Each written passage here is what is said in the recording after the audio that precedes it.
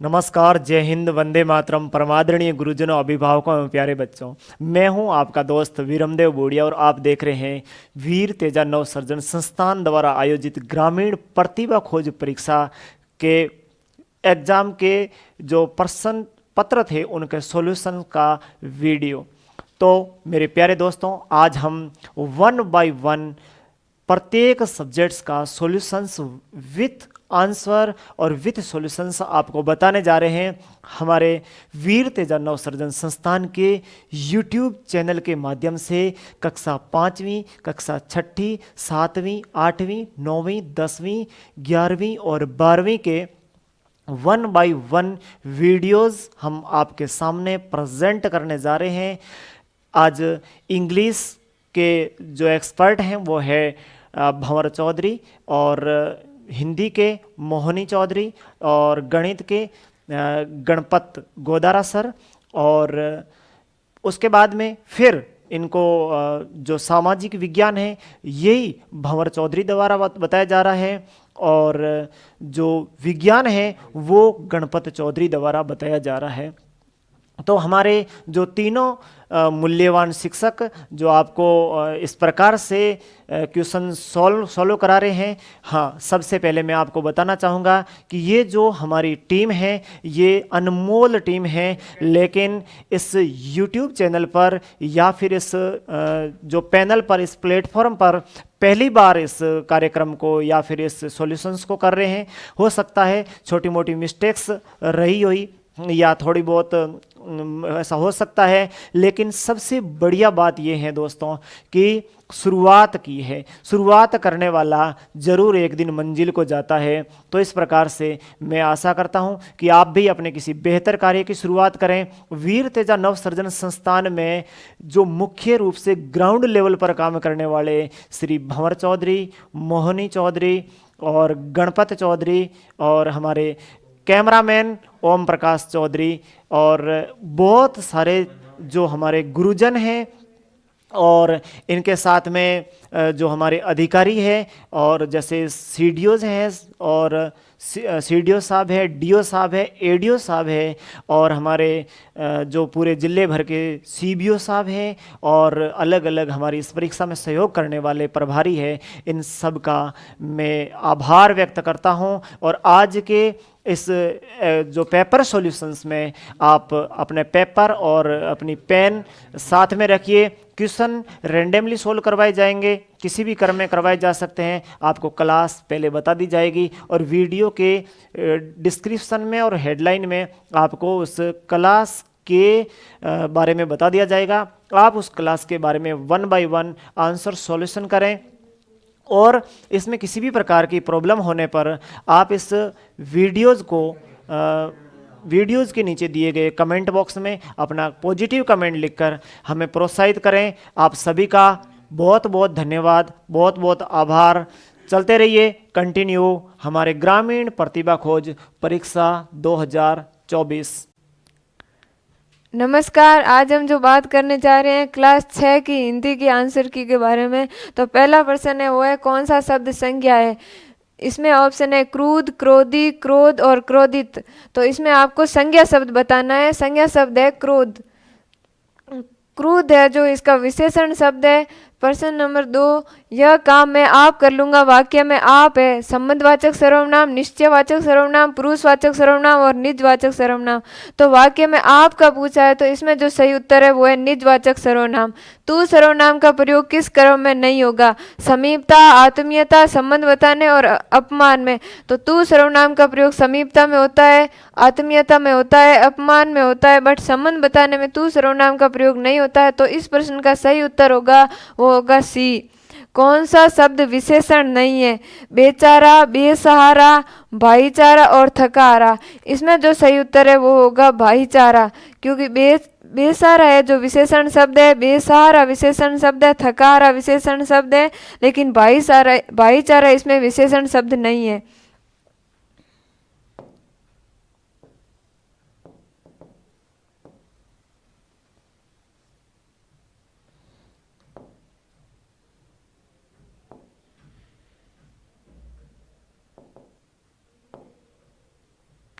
अगला प्रश्न है सर्वनाम कितने होते हैं। तो सर्वनाम कुछ विद्यार्थियों ने यहाँ पे 6 किया है, कुछ ने 11, कुछ ने 5। सर्वनाम यहाँ पे सर्वनाम के भेद नहीं पूछा है, सर्वनाम पूछा है, तो इसका जो सही उत्तर होगा वो होगा 11। किसी ने 6 किया है तो वो 6 सर्वनाम के भेद होते हैं। पुरुषवाचक सर्वनाम, निश्चयवाचक सर्वनाम, अनिश्चयवाचक सर्वनाम, प्रश्नवाचक सर्वनाम, संबंधवाचक सर्वनाम और निजवाचक सर्वनाम। ये जो 6 प्रकार बताए मैंने सर्वनाम के, लेकिन प्रश्न में सर्वनाम पूछा था। मूल सर्वनाम 11 होते हैं। मैं, तू, आप, यह, वह, जो, सो, कोई, कुछ, ये जो मूल सर्वनाम होते हैं जो 11 है। हिंदी वर्णमाला में वर्ण होते हैं।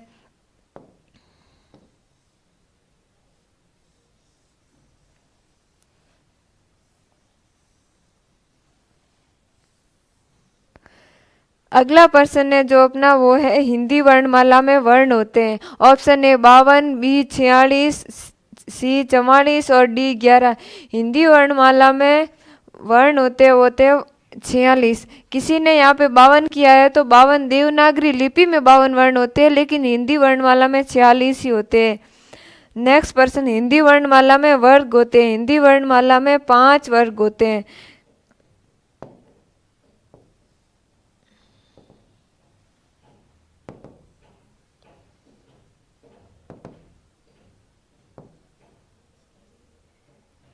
अगला प्रश्न है जो है क्रिया के भेद होते हैं। तो इसमें ऑप्शन ए 2, ऑप्शन बी है जो 3,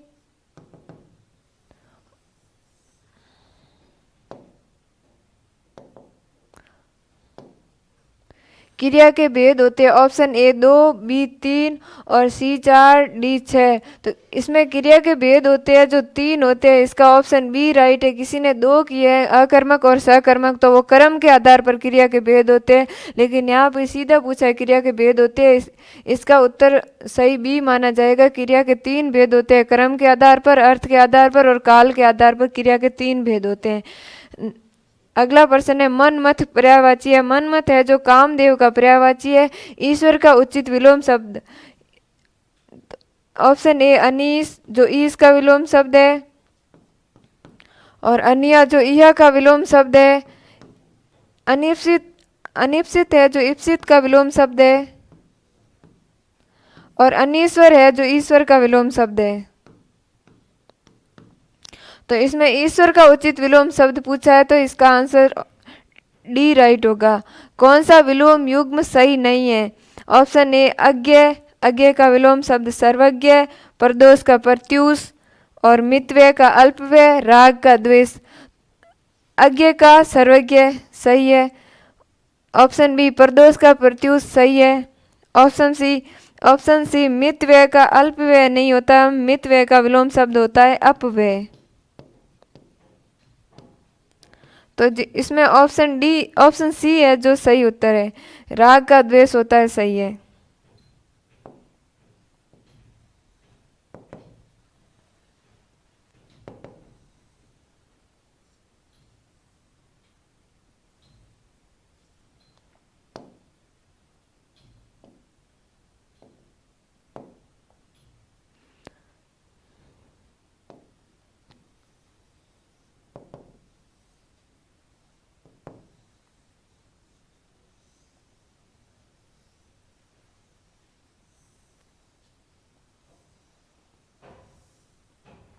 अगला प्रश्न, चिड़िया का संबंध है। कुहकना, गुटरगू, चहचाना और उपयुक्त में से कोई नहीं। इसका सही उत्तर है चहचाना। चिड़िया का संबंध है जो चहचाना से। कौन सा शब्द पुल्लिंग है। पानी, दूध, परिवर्तन और उपयुक्त सभी। इसका सही उत्तर है उपयुक्त सभी। अगला प्रश्न, लोग से लोगों, अखबार से अखबारों बहुवचन रूप बनते हैं, ऐसे ही संस्था से बनेगा। संस्थान, संस्थानों, संस्थाएं और संस्थानें। इनमें से जो सही उत्तर होगा वो होगा ऑप्शन सी संस्थाएं। चेहरे पर हवाइया उड़ना मुहावरे का अर्थ है तेजी से चलना, जवाब न देना, घबरा जाना, क्रोधित होना। तो तेजी से चेहरे पर हवाइया उड़ना मुहावरे का अर्थ है घबरा जाना।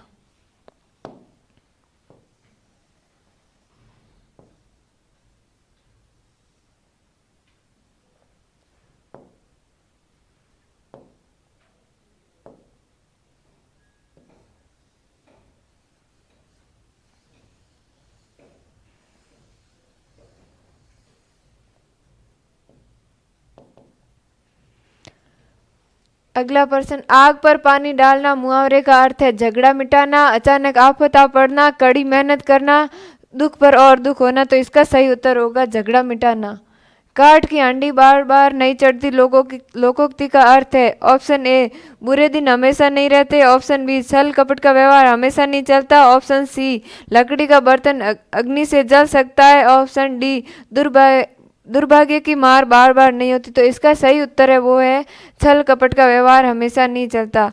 मूल स्वर है ऑप्शन ए आ ई उ और ऑप्शन बी आ ई उ सी अ ई उ री। तो इसका सही उत्तर होगा वो होगा सी, मूल स्वर है अ ई उ और री।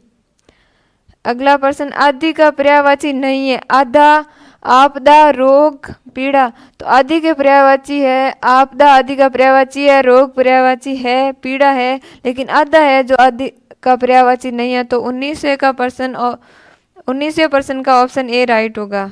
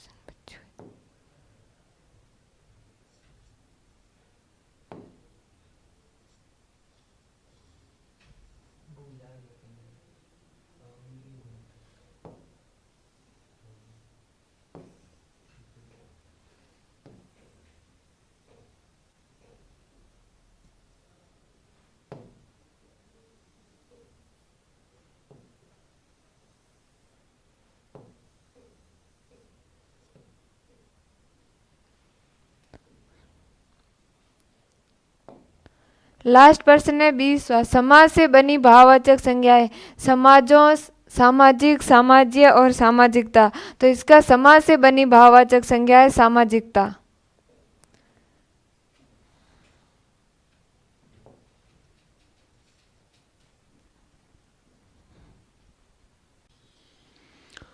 नमस्कार, स्वागत है आपका वीर तेजा नवसृजन संस्थान के यूट्यूब चैनल पर। ग्रामीण प्रतिभा खोज परीक्षा 2024 की क्लास 6 की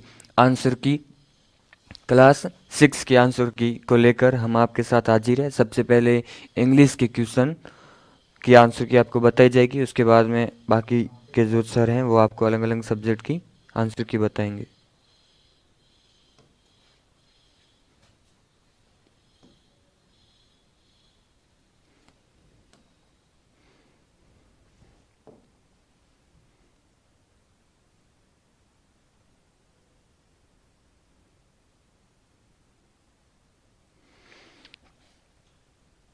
क्वेश्चन 21 से many a student failed in the examination. Many के बाद वैसे प्लूरल नाउन आता है और उसके साथ वर्ब है वो कौन सी आती है, प्लूरल वर्ब। लेकिन इसमें मैनी के बाद क्या आया है, ए, और मैनी के बाद जब भी क्या आता है ए या एन, तो इसके साथ कौन सा नाउन आता है, सिंगुलर नाउन, यानी कि सिंगुलर सब्जेक्ट, और इसके साथ जो वर्ब आती है वो भी कौन सी होती है, सिंगुलर वर्ब। तो इसमें कहा गया है many a student failed verb की कौन सी फॉर्म है, third form, failed in the examination. तो मैनी ए स्टूडेंट के साथ वर्ब कौन सी आएगी, सिंगुलर, और इसके साथ वर्ब की कौन सी फॉर्म, थर्ड फॉर्म। तो ऑप्शन नंबर सी 21 का। 22 में है either of the ट्वाइंस present. Either of the ट्वाइंस present मतलब दोनों में से कोई एक है वो प्रजेंट है, तो दोनों में से एक के सेंस में वर्ब कौन सी आती है, वर्ब आएगी सिंगुलर। सिंगुलर वर्ब इसमें एक ए जी दे रखी है, तो ऑप्शन ए राइट होगा 22 का। इसके बाद है 23, I wish I were A rich man. जब आई विश से सेंटेंस क्या हो रहा हो, शुरू हो रहा, तो इसमें काल्पनिक इमेजिनरी जो चीज़ें होती है उनकी कल्पना की जो चीज़ें वो आती है, और इसके साथ हमेशा वर्ब वर ही आता है, सब्जेक्ट सिंगुलर हो या प्लूरल हो। लेकिन जब काल्पनिक चीज़ें हो तो उसके साथ वर्ब है वो कौन सी आती है, वर। तो 23 का question A, I wish I were A rich man. Manu is the of the two girls. Of the two girls में जब द के बाद सामान्यतः डिग्री में सुपरलेटिव डिग्री यूज होती है, लेकिन बात कितने की हो, जब दो की हो, कितने की हो, दो की, ऑफ द टू गर्ल्स, बात कितने की हो रही है, दो, दो का जब यूज होता है तो डिग्री आती है कॉम्पेरेटिव डिग्री।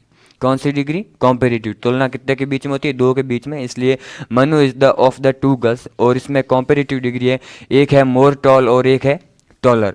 तो कॉम्पेरेटिव डिग्री में टॉल का क्या बनता है, टॉलर बनता है, ना कि मोर टॉल, क्या बनता है, टॉलर। तो टॉलर ऑप्शन नंबर बी में 24 का आंसर होगा, Manu is the taller of the two girls. इसके बाद है Priyanka did not come than Madhu, than भी, देन आया है मतलब कॉम्पेरेटिव डिग्री का क्या होगा, यूज होगा। इसमें कॉम्पेरेटिव डिग्री, ये भी कॉम्पेरेटिव डिग्री नहीं है, ये भी कॉम्पेरेटिव डिग्री नहीं है, और ये भी कॉम्पेरेटिव डिग्री नहीं है, ये है पॉजिटिव डिग्री। ये दोनों कैसी डिग्रियां हैं, सुपरलेटिव डिग्री है। इसमें ऑप्शन नंबर डी राइट होगा, Priyanka did not come next than Madhu. इसमें है Binoy and Mukesh are intelligent student but the रिक्तस्थान is more intelligent than the रिक्तस्थान। इसमें कर्म की बात हो रही है, एक बिनोय जो मतलब पूर्व का है, यानी पूर्व मतलब पूर्व हुआ यूज किसके लिए, बिनोय के लिए, और उसके बाद का जो पूर्व और बाद में कौन है, मुकेश, तो इसके लिए क्या आएगा, लेटर, मुकेश के लिए आएगा लेटर, LATTER वाला, और पूर्व के लिए यूज होता है वो वर्ड होता है फॉर्मर, फॉर्मर और लेटर ऑप्शन नंबर डी में। तो 26 का आंसर होगा D, Binoy and Mukesh are intelligent student but the former is more intelligent than the latter. इसके बाद है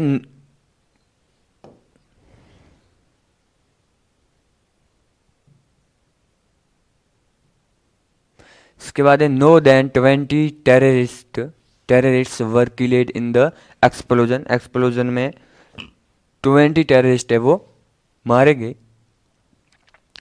इसमें 20 जब बात अनकाउंटेबल की हो, अनकाउंटेबल मतलब जो न गिनने हो, जैसे कि मिल्क है, मनी है, वाटर है, तो ये जो न गिनने योग्य चीज़ें हैं उनके लिए यूज होता है लेस। क्या यूज होता है, लेस।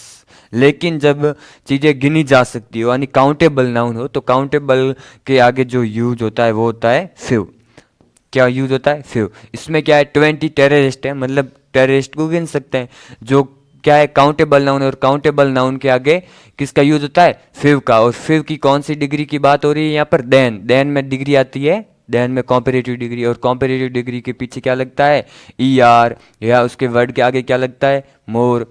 तो ER वाला इसमें कौन सा है, फेवर।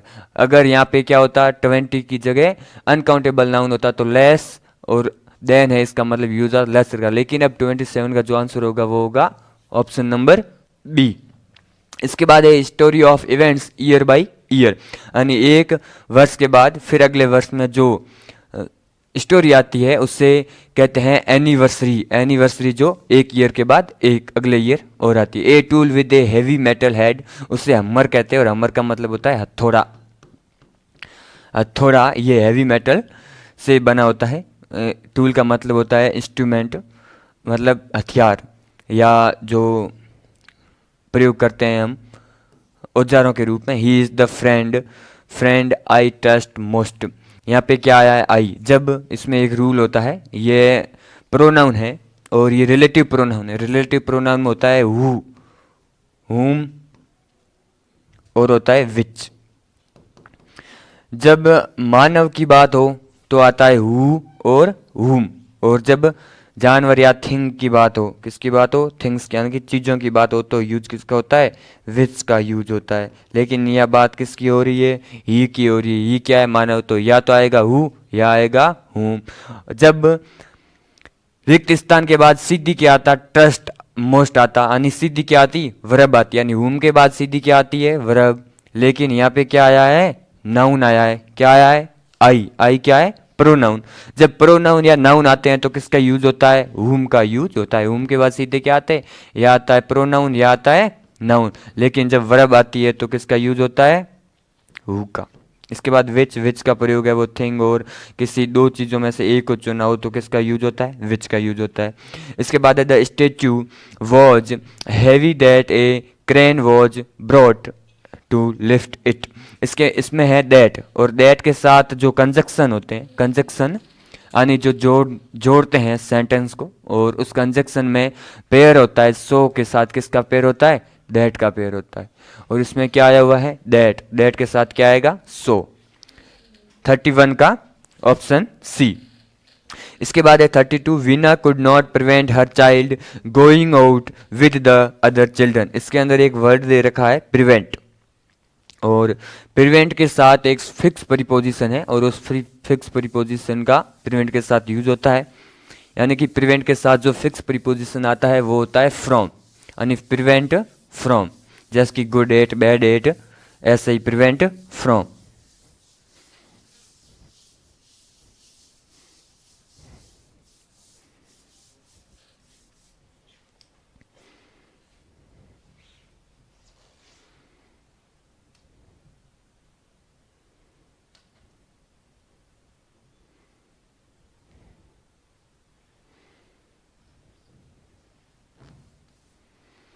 ये वीना कुड नॉट प्रिवेंट, और प्रिवेंट के साथ फिक्स प्रीपोजिशन कौन सा आता है, फ्रॉम ऑप्शन नंबर ए में।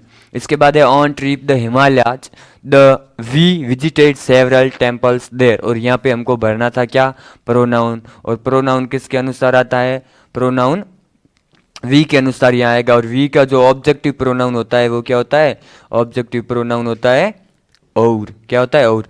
ऑब्जेक्टिव प्रोनाउन कब यूज होते हैं, जब वर्ब या किसके बाद, प्रीपोजिशन के बाद, वर्ब और प्रीपोजिशन के बाद, प्रेपोजिशन के बाद अगर हमें क्या भरना हो, प्रोनाउन भरना हो, तो हम कौन से प्रोनाउन की कौन सी केस का यूज करेंगे, प्रोनाउन का ऑब्जेक्टिव केस। कौन सा ऑब्जेक्टिव, जिससे कहते हैं नॉमिनेटिव केस। और इसमें ऑन ट्रिप टू हिमालयाज और वी के अनुसार कौन सा, वी का ऑब्जेक्टिव केस या नॉमिनेटिव केस और। इसके बाद है choose the word nearest in meaning the given word. Nearest meaning मतलब इसका पूछा है सिनोनिम। इसमें एफिलिएट का मतलब होता है संबंधित होना। क्या होना, संबंधित होना। अगर किससे संबंधित है, किसी संस्थान से संबंधित है तो affiliate to college, affiliate to company. और किसी व्यक्ति से संबंधित है तो एफिलिएट विद। ठीक है, एफिलिएट को और कौन सा इसमें शब्द है वो शो कर रहा है, तो एफिलिएट के लिए यूज होता है एसोसिएट का मतलब भी होता है संबंधित होना। इसके बाद है choose the word opposite meaning इसकी लिखनी थी। इसमें लिखा है काजोल का मतलब होता है बहलाना। क्या होता है, बहलाना या फुसलाना। और इसका जो एंटोनिम होगा वो होगा फोर्स का मतलब होता है दबाव देकर किसी कार्य को कराना, और काजोल का मतलब बहला फुसला कर किसी कार्य को करवाना। इसके बाद है Meenakshi performance in the film was better than Karishma but not so better as Madhuri's. इसमें एरर ढूंढनी थी, यानी किस सब्जेक्ट में किस पोर्शन में ग्रामेटिकल एरर है। तो इसमें सो, बेटर और एज, मैंने कहा था जब एज या एज, क्या है, एज या फिर सो एज, इसमें कौन सी डिग्री का यूज होता है, इसमें पॉजिटिव डिग्री का यूज होता है। और बेटर इसमें दिया गया है, ये बेटर कौन सी डिग्री है, कॉम्पेरेटिव डिग्री, क्योंकि ई आर किसके पीछे आता है, कॉम्पेरेटिव डिग्री के बीच में। यहाँ आना क्या चाहिए, यहाँ आना चाहिए सो गुड एज। तो इसका मतलब ऑप्शन, ये 4 नंबर का जो पोर्शन है इसमें गलती है, और 4 नंबर का ऑप्शन ए।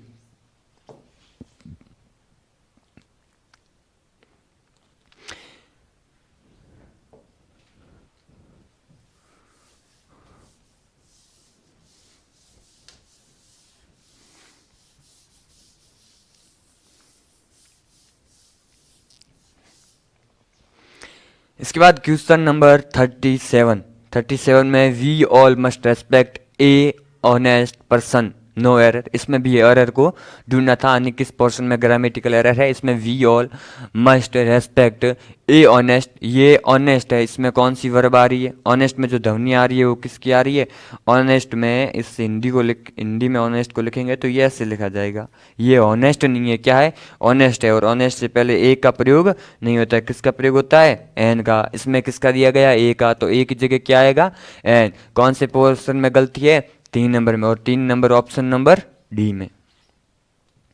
तो 37 का कौन सा राइट हो जाएगा, 37 का ऑप्शन डी।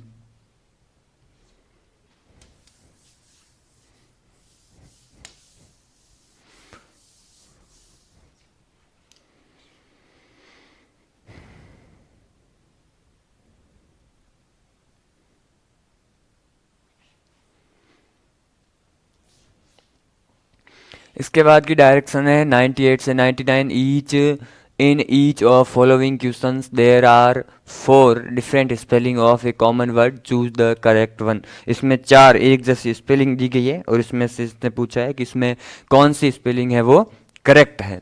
तो इसमें एमेटियर का मतलब होता है शौक, और जो शौक पालता है उससे क्या कहते हैं, शौकिया। तो एमेटियर का मतलब क्या होता है, शौकिया।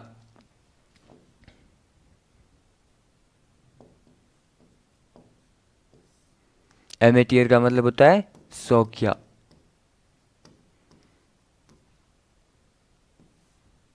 इसमें AMATEUR, ऑप्शन नंबर सी, 38 का क्या हो जाएगा, सी। इसके बाद है अगला है सर्वेंट। सर्वेंट का मतलब क्या होता है, सर्वेंट का मतलब होता है मजदूर,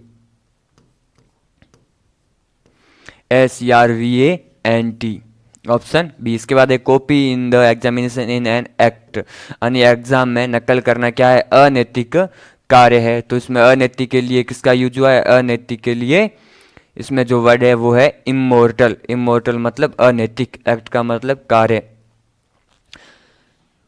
इसके आगे साइंस सर बताएंगे आपको, साइंस क्लास 6।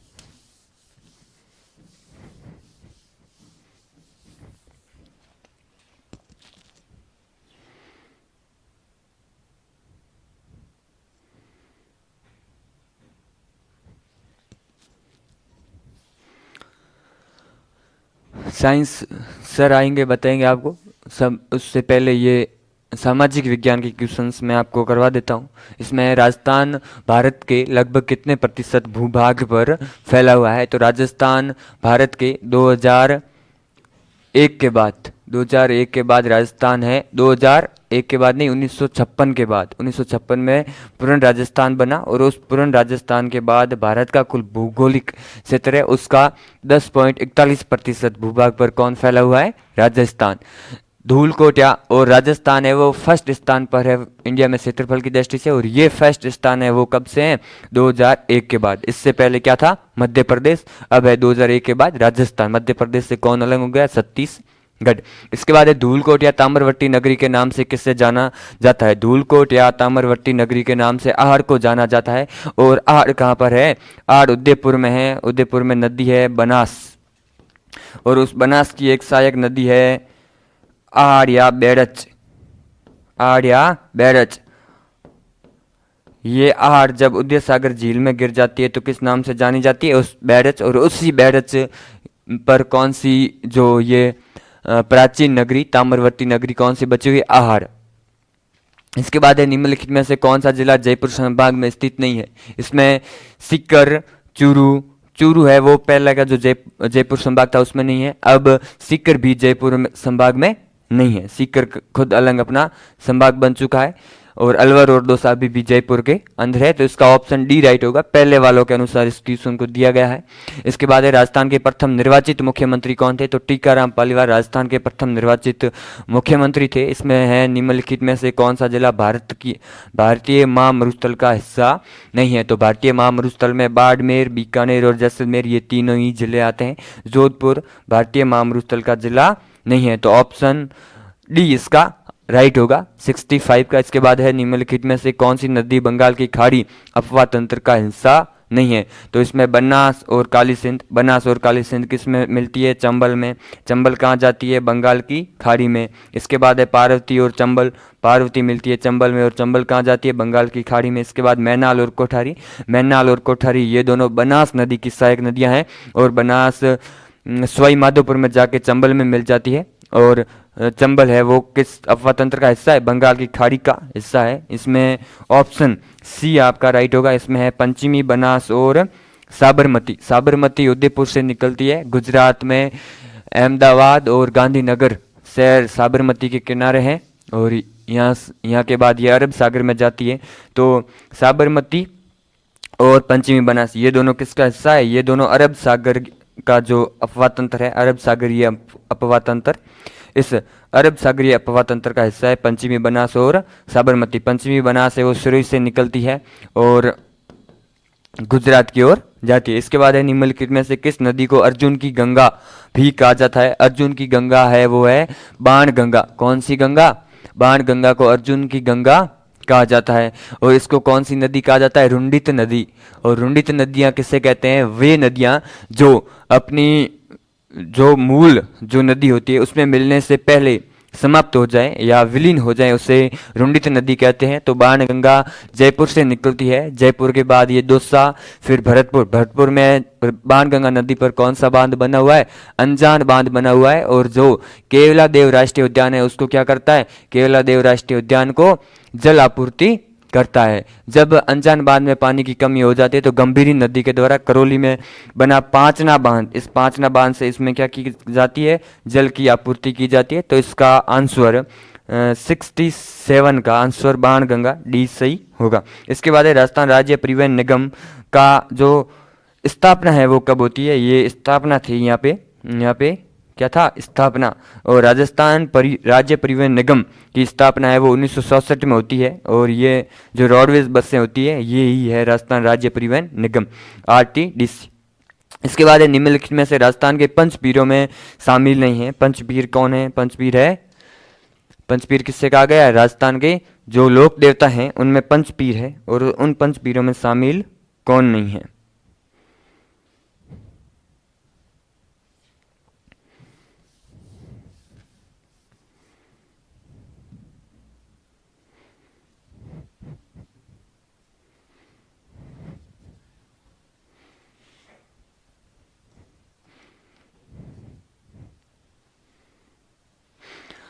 तो राजस्थान के जो पंचपीर है उन पंचपीरों में कौन कौन से जो लोक देवता है उसमें है रामदेव जी है और है पाबू जी और हड़बू जी और है मेया जी और है गोगा जी। ये पांचों हैं जो पंचपीर के नाम से जाने जाते। तो इसमें रामदेव जी है, गोगा जी है, पाबू जी है, लेकिन वीर तेजा जी पंचपीरों में नहीं है।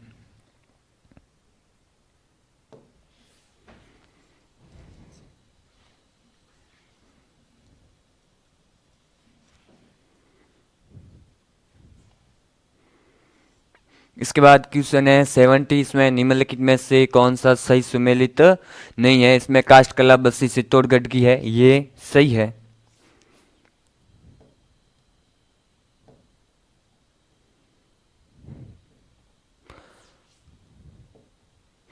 काष्ठ कला कहाँ की है? बस्सी चित्तौड़गढ़ की। कठपुतली का निर्माण उदयपुर में होता है और टेराकोटा कला भी मोलेला राजसमंद की और भीलवाड़ा की प्रसिद्ध है। थेवा कला बाड़मेर की नहीं है। थेवा कला कहाँ की है? थेवा कला है प्रतापगढ़ की और प्रतापगढ़ के सोनी है वो इस थेवा कला को करते हैं। ठीक है। इसके बाद है निम्नलिखित में से कौन सा सही सुमेलित नहीं है? तो वंश भास्कर के लेखक सूर्यमल मिश्रण है, वीर विनोद के श्यामल दास हैं, मारवाड़ राज्य का इतिहास विश्वेश्वरनाथ रेहू ने लिखा है। इसके बाद है कानड़ देव प्रबंध, इसके जयानक नहीं है। तो ऑप्शन डी इसका राइट होगा 71 का। इसके बाद है पृथ्वी की गतियों के संदर्भ में निम्नलिखित कथनों पर विचार कीजिए। इसमें पृथ्वी अपने अक्ष पर परिक्रमण अपने अक्ष पर घूमना परिक्रमण कहलाता है। और पृथ्वी की सूर्य के चारों ओर इस तरह एक कक्षा की गति को घूर्णन कहते हैं। तो इसको घूर्णन नहीं कहते, इसको कहते हैं परिभ्रमण या परिक्रमण, ठीक है। और इसको परिक्रमण नहीं कहते हैं, इसको क्या कहते हैं, घूर्णन। यानी पृथ्वी अपने अक्ष पे घूमती है उसे कहते हैं घूर्णन, और जो पृथ्वी सूर्य के चारों ओर चक्कर लगाती है उसे कहते हैं परिभ्रमण या परिक्रमण। तो इसके दोनों कथन है वो क्या है, असत्य हैं। तो एक और दो दोनों क्या है, असत्य। इसके बाद ये भारतीय संविधान के निर्माता कौन माने जाते हैं, भारतीय संविधान के निर्माता डॉक्टर भीमराव अम्बेडकर को कहा जाता है। क्यों कहा जाता है, क्योंकि प्रारूप समिति थी, उस प्रारूप समिति के अध्यक्ष कौन थे, अध्यक्ष थे डॉक्टर भीमराव अम्बेडकर। और भारतीय संविधान को सबसे पहले लिखकर और प्रारूप के रूप में जो पेश किया था तो वो क्या था, प्रारूप समिति ने। इसके बाद है भारत के राष्ट्रगान के लेखक श्री रविंद्रनाथ टैगोर है। इसके बाद जलवायु की दृष्टि से लद्दाख कैसा प्रदेश है, तो लद्दाख है वो शीत रेगिस्तान है। कैसा रेगिस्तान है, शीत रेगिस्तान। इसके बाद है सफरेज का अर्थ क्या होता है, सफरेज का अर्थ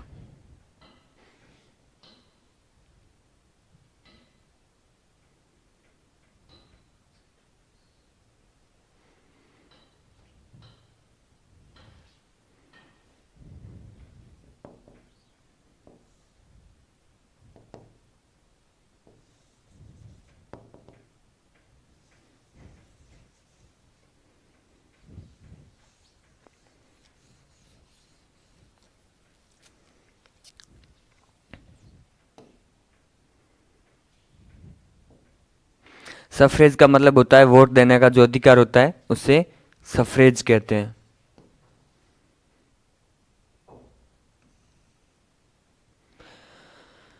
इसके बाद एक ग्राम पंचायत और ग्राम सभा दोनों का एक ही सचिव होता है, और उससे नियुक्त कौन करता है, तो उससे नियुक्त करती है राज्य सरकार। इसके बाद है भारतीय उपमहाद्वीप में कई आरंभिक नगर खोजे गए। सबसे पहले जो खोजा गया था वो हड़प्पा था। 1921 में इसको इसकी जो उत्खनन है वो शुरू कर दिया गया था। इसको सबसे पहले 1837 में जेम्स पिरसेप के द्वारा खोजा गया था। गंगा नदी के दक्षिण में इसकी सहायक नदी सोन, सोन के जो आसपास का क्षेत्र, जो प्राचीन काल का क्षेत्र था वो किस नाम से जाना जाता था, तो वो था मगध। मगध ये जो पश्चिमी और जो दक्षिणी उत्तर प्रदेश है वो उत्तर प्रदेश, और मध्य प्रदेश का कौन सा भाग, मध्य प्रदेश का उत्तरी भाग इसमें मगध में शामिल था। इसके बाद है सुमेलित कीजिए मेहरगढ़,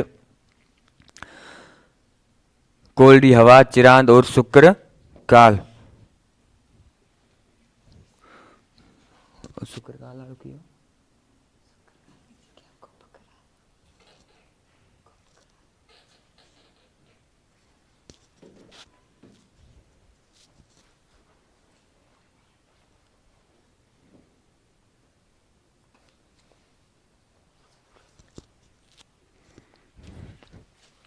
हाँ, क्वेश्चन है 80 में है मेहरगढ़, कोल्ड यवा, चिरांद और शुक्र काल। ये शुक्र नहीं था, ये था गुफर काल।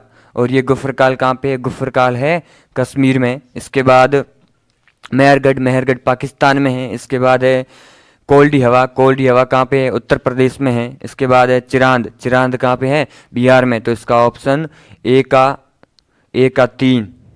का तीन ऑप्शन नंबर बी इसका राइट है। 80 का ऑप्शन नंबर बी। इसके बाद है मैथ और साइंस, आपको सर करवाएंगे।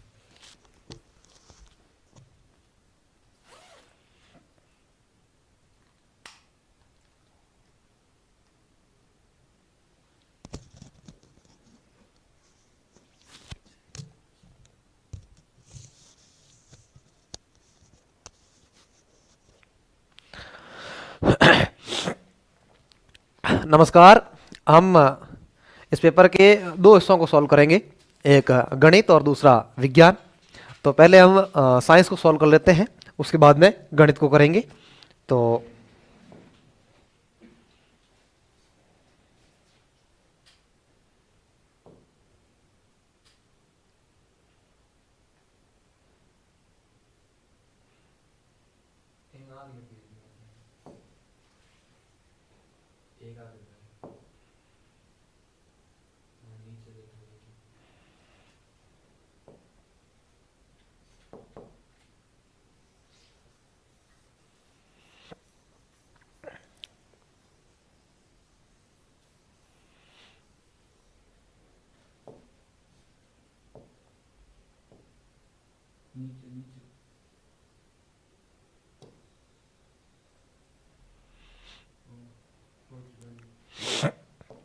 क्वेश्चन नंबर 41, प्रोटीन का सर्वाधिक स्रोत क्या माना जाता है? हालांकि प्रोटीन दाल में भी होता है, अंडे में भी होता है, लेकिन सर्वाधिक जो स्रोत है वो किसमें होगा? सोयाबीन का। इसलिए इसका उत्तर क्या होगा? C option, soybean. उसके बाद में एंजाइम किसके बने होते हैं? एंजाइम कार्बोहाइड्रेट के नहीं बने होते, एंजाइम वसा के भी नहीं बने, लेकिन एंजाइम प्रोटीन के बने होते हैं। प्रोटीन में जो एमिनो अम्ल पाए जाते हैं उनसे क्या बनते हैं? एंजाइम बनते हैं। हालांकि एंजाइम बनते हैं एमिनो अम्ल से, लेकिन एमिनो अम्ल किसमें पाए जाते हैं? प्रोटीन में, और इसलिए इसका उत्तर क्या होगा? प्रोटीन होगा। 1 ग्राम वसा से मानव शरीर को 4.2 कैलोरी, कितनी कैलोरी? 4.2 कैलोरी ऊर्जा मिलती है। इसका उत्तर क्या हो जाएगा? B option. उसमें ना विटामिन कैसा यौगिक है? 2 प्रकार के यौगिक होते हैं, एक होता है कार्बनिक और एक होता है अकार्बनिक। लेकिन अपने जो विटामिन है वो कैसे यौगिक होते हैं? वो कार्बनिक यौगिक होते हैं। उसके बाद में सर्वप्रथम ज्ञात विटामिन जो गर्म करने पर नष्ट हो जाता है, एक ऐसा विटामिन है जिसको गर्म करेंगे तो उसमें से विटामिन की मात्रा समाप्त हो जाएगी, और वो विटामिन कौन सा? Vitamin C. इसका उत्तर होगा बी ऑप्शन, विटामिन सी। उसके बाद में देखो,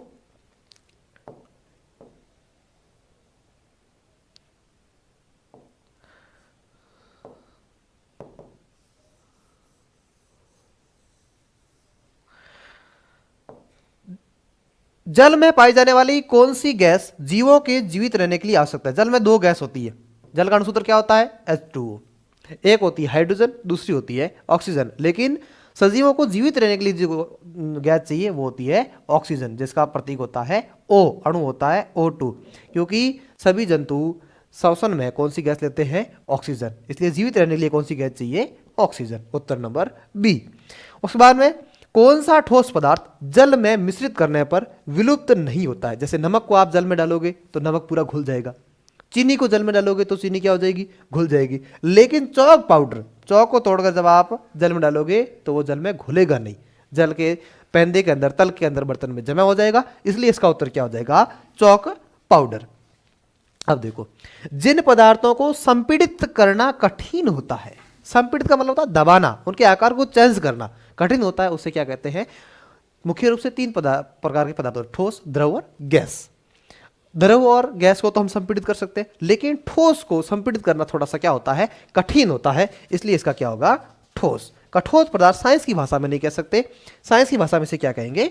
ठोस। उसके बाद में तापमान का मात्रक क्या होता है? जैसे पास्कल किसका मात्रक होता है? पास्कल दाब का होता है, न्यूटन बल का होता है, जूल ऊर्जा का होता है, पीछे क्या बचा? केल्विन। केल्विन आपके किसका मात्रक होगा? तापमान का। इसका उत्तर क्या होगा? A option.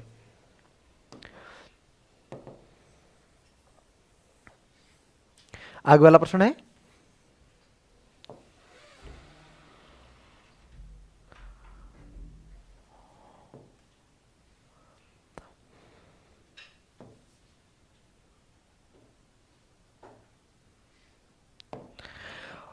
इनमें से कौन सा ऊर्ध्वपातन पदार्थ नहीं है? ऊर्ध्वपातन का मतलब होता है वह क्रिया जिसमें कोई ठोस बिना द्रव में बदले सीधे गैस में बदल जाता है। जैसे कपूर की गोली है, कपूर को आप गर्म करोगे सीधा किस में बदलेगा? गैस में, आपको पिघलता हुआ नहीं दिखाई देगा। तो कपूर है, और अमोनियम क्लोराइड है, और नमक और आयोडीन तो एक ही पदार्थ है। हालांकि नमक और आयोडीन, नमक में आयोडीन पाया जाता है, लेकिन आयोडीन तो सीधा हो जाता है, लेकिन नमक में NaCl, नमक का फॉर्मूला क्या होता है? NaCl। आयोडीन हो जाएगा, अमोनियम क्लोराइड हो जाएगा, कपूर हो जाएगा, लेकिन नमक के अंदर आयोडीन पाया जाता है। लेकिन आयोडीन खुद पदार्थ होता है, वो ऊर्ध्वपातन पदार्थ है, लेकिन नमक होता है जो ऊर्ध्वपातन पदार्थ नहीं होता है। इसलिए इसका उत्तर क्या हो जाएगा? डी। उसके बाद में अगला वाला प्रश्न है, निम्नलिखित में से किन परिस्थितियों में हाइड्रोजन गैस के अणुओं के मध्य दूरी बढ़ेगी? देखो, गैस को जब जैसे नजदीक लाओगे तो उसमें अणुओं के मध्य दूरी क्या हो जाएगी? कम हो जाएगी। लेकिन गैस को किसी बड़े बर्तन में डालो तो उस बर्तन का आकार ले लेती है। गैस एक ऐसा पदार्थ है, जितना जैसे आप एक कमरे के अंदर गैस भर दो तो कमरे पूरे में फैल जाएगी। इसका मतलब क्या हो सकता है कि या तो गैस को कम कर दो, किसी बर्तन में से निकाल दो तो गैस के अणु दूर दूर हो जाएंगे, या किसी बड़े बर्तन में डाल दो तो गैस के अणु क्या हो जाएंगे, दूर दूर हो जाएंगे। तो इसमें क्या है, पहला कारण है बंद पात्र में भरी हाइड्रोजन गैस पर दाब बढ़ाकर। अब दाब बढ़ाओगे तो फिर अणु नजदीक आएंगे ना, दूर दूर थोड़ी जाएंगे। इसका मतलब पहला ऑप्शन आपके क्या हो जाएगा, गलत हो जाएगा। दूसरा क्या है, कुछ हाइड्रोजन गैस का पात्र से रिसाव होने पर, हाँ किसी पात्र में से हम कुछ गैस बाहर निकाल देंगे तो पीछे जो अणु बचेंगे उनके दूर अणु आपस में क्या दूरी बढ़ जाएगी, इसलिए ये उत्तर क्या है इसका सही है। आगे लिखा हुआ हाइड्रोजन गैस के पात्र का आयतन बढ़ाकर, हाँ अगर किसी पात्र को बड़ा कर दो, किसी बर्तन को बड़ा कर दो तो उसमें गैस के अणु क्या हो जाएंगे, दूर दूर हो जाएंगे, फैल जाएंगे, तो ये भी सही है।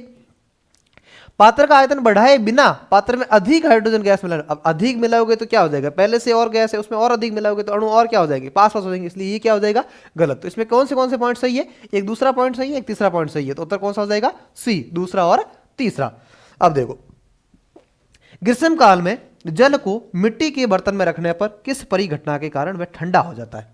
देखो आज साइंस बढ़ गई है, टेक्नोलॉजी बढ़ गई है, लेकिन अपने घरों के अंदर बूढ़िया क्या करता, माटी की मटकी लाता, बीमो पानी भरता, फिर भी वो फ्रीज हुई बढ़िया ठंड हो तो बूढ़िया वैज्ञानिक खा कौन, तो बीम कारण की हो कि उनाले के मो वाष्पन दर बढ़ जाए, वाष्पीकरण की दर की हो जाए बढ़ जाए, और वाष्पीकरण के कारण की घड़े में क्या हो जाए पानी ठंड। तो थाने पूछे भाई घड़े में पानी ठंडो क्यों हुए, तो मेडे मुनो क्यों हुए, तो थे कह दो साहब तो मेडे वाष्पीकरण नहीं हुए, और घड़े के अंदर कह सके मिट्टी के बर्तन में वाष्पीकरण हो जाए, तो वाष्पीकरण के कारण की हो जाए घड़े को पानी ठंडो, उत्तर की हो जाए डी। चलो नेक्स्ट क्वेश्चन देखते हैं।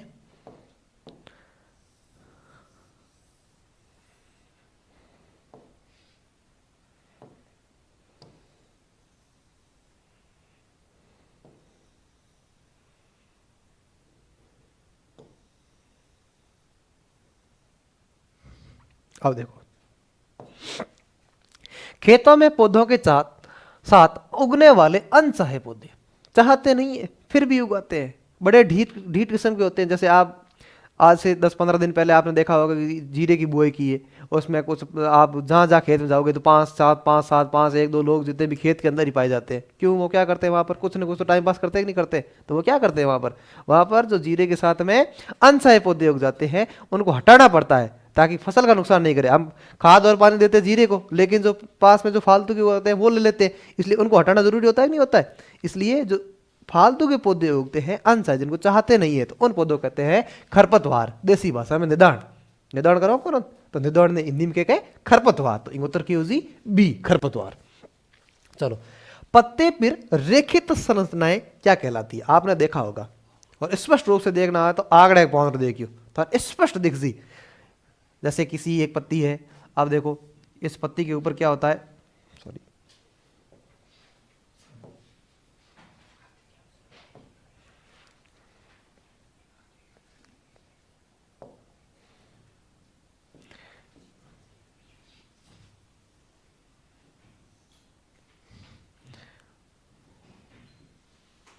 आपने एक पत्ती देखी हुई, उसके बीच में क्या होती है, ऐसी छोटी छोटी खींची होती है कि नहीं होती है, ऐसे दिख रही थी, ये पत्ते की संरचना होती है कि नहीं होती है ऐसी। अब पूछा है कि ये जो रेखी संरचना इनका नाम क्या होता है। पहला ऑप्शन दिया हुआ है पर्णवर्त। पर्णवर्त किसे कहते हैं, जो तने के साथ में पत्ती को जोड़ने वाला भाग होता है, ये भाग इसे पर्णवर्त कहते हैं। क्या कहते हैं, पर्णवर्त। इस भाग को क्या कहते हैं, पर्णवर्त। और दूसरा इसमें दिया हुआ है फलक। फलक तो ये होता है, सॉरी हाँ, फलक तो ये वाला होता है जो बाहर वाला भाग है, इसे फलक कहते हैं। लेकिन सिराएं, ये बीच की जो होती है इसे क्या कहते हैं, सिराएं। और बीच वाले क्या कहता है, मुख्य सिरे, मुख्य सिरा, या बीच वाले की सिरा को मुख्य सिरा और बाकी वाले छोटे छोटे सिराओं को सिराएं कहते हैं। तो संरचना क्या कहेंगे, सिरा। जड़ में एक कठोर लंबी प्राथमिक जड़ होती है जिसके साथ साथ जड़ें जुड़ी होती है, उसे क्या कहते हैं। देखो, एक ऐसी जड़, एक तो सीधी जड़ होती है, उसे दो जड़ें होती है, एक प्राथमिक जड़ और एक जड़ होती है, उसके आसपास बहुत सारी जड़ें पाई जाती है, उस जड़ के प्रकार क्या कहते हैं, मूसला जड़। उसके बाद में कान का निचला भाग किस कारण से नरम होता है। बूढ़िया कहन सौरो कन पड़े मठो को, हाँ निकल जी संवेदनशील अंग है, कारण वहां पर क्या पाई जाती है, उपास्थियां पाई जाती है। किसके कारण पाई जाती है, उपास्थियां, और उसके कारण कान का निचला भाग क्या होता है, नरम होता है। तो बी टाड़ो पाओ करना जरूरी है। बीज क्या है, सजीव या निर्जीव। बीज सजीव होता है, उसमें भ्रूण पाया जाता है, उसमें से पौधा विकसित होता है, इसलिए बीज क्या होता है, सजीव होता है। कायिक प्रजनन किसे कहते हैं। अब देखो, कायिक प्रजनन के हुए कुछ पौधे ऐसे होते हैं जो बीज से नहीं उगते। जैसे आपने घरों में एक ध्रुव और दो बा बाया करे, बाकी करे हजी ध्रुव के कुछ डंठल लाके रोप देते हैं, फिर उसमें पानी डालते हैं और वो हरी हो जाती है। तो कई जनन के हो कि वो ऐसा पौधा विकसित करना जिसमें बीज की आवश्यकता नहीं हो, पौधे कोई एक भाग को काटा, उसको रोप दिया, उसमें पानी डालो और वो पौधा बन जाए, ऐसे जन्म क्या कहते हैं? कायिक जन्म कहते हैं। जैसे आलू बोते हैं, आलू का कोई बीज थोड़ी आता है, आलू को ही काट कर रोप दिया जाता है और उसमें पौधा निकल जाता है, तो ये कायिक जनन होता है। तो पौधे में बीजों के अतिरिक्त अन्य भाग में से प्रजनन क्या कहलाता है? कायिक प्रजनन। मृदा, जल एवं वायु किस आवास के घटक है? जैव घटक है, आवास है या अजैव घटक है? तो मृदा है, वायु है, जल है, ये कौन से घटक होते हैं? अजैव घटक है। उस बाद में आगे वाला प्रश्न है, हाइड्रिला पौधा कैसा होता है? हाइड्रिला पौधा होता है जलीय पादप। कैसे पादप होता है? जलीय, जो जलों में उगते हैं, जल में उगते हैं, तालाब में उगते हैं, उन पौधों को जलीय पादप कहते हैं। और हाइड्रिला किस पादप का उदाहरण है? जलीय पादप का उदाहरण है। चलो ये साइंस की तो पूरी होगी, आगे हम मैथ पर चलते हैं।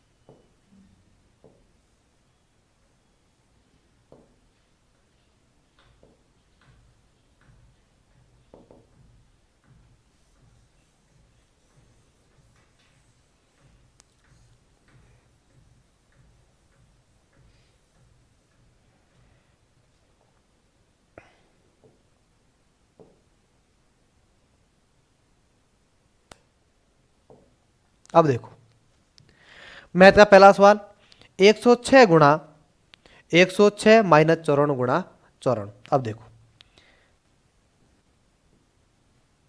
106 गुणा 106 और माइनस 54 गुणा 54। तो देखो 106 गुणा 106, 106 कितनी बार लिखा हुआ है? 2 बार। इसका स्क्वायर लिख देते हैं, माइनस 54 का क्या लिख देते हैं? स्क्वायर लिख देते हैं, क्योंकि जो 2 बार लिखा हुआ है इसका मतलब इसका क्या दिया हुआ है? वर्ग दिया हुआ है, तो इसका भी वर्ग, इसका भी वर्ग। अब एक सरस्वती आपने पढ़ी होगी, क्या होता है? ए स्क्वायर माइनस बी स्क्वायर बराबर क्या होता है? ए प्लस बी और ए माइनस बी। अगर जब किसी के वर्ग और माइनस में लिखा हुआ है, किसी के 2 वर्ग जब माइनस में लिखे हुए हो, तो क्या करना है? एक बार इन संख्या को प्लस में लिख दो और एक बार इनको माइनस लिख दो और आपस में क्या कर दो? गुणा। ए प्लस बी, तो 106 प्लस 94, 106 प्लस 94। ए माइनस बी, तो 106 माइनस 94। अब देखो 106 और 94 कितने हो गए? 94 6 100 और 100 कितने हो गए? 200। बीच में जना किसका है? किसका नहीं, मतलब क्या है? गुणा। और 106 में से 94 गए, पीछे कितने बचे? 12। और 12 दूनी कितने हो गए? 24। और 24 के पीछे 2 0। उत्तर कितना आ जाएगा? 2400। कितना उत्तर आ जाएगा? 2400। Option number 1। कैसे? क्योंकि 106 2 बार लिखा हुआ है, तो इसके ऊपर क्या लिख दिया? स्क्वायर। 94 कितनी बार लिखा हुआ है? 2 बार, इसके ऊपर क्या लिख दिया? स्क्वायर। अब क्या करना है? इसको ए माना, इसको बी, तो ए स्क्वायर माइनस बी स्क्वायर क्या होता है? ए प्लस बी और ए माइनस बी। तो 106 गुणा 106 प्लस 94 और 106 माइनस 94। 106 और 94 हो गए 200 और 106 माइनस 94 हो गए 12। 200 गुणा 12 कितने हो गए? 2400। इसका उत्तर नंबर क्या हो जाएगा? ए, और उत्तर हो जाएगा 2400।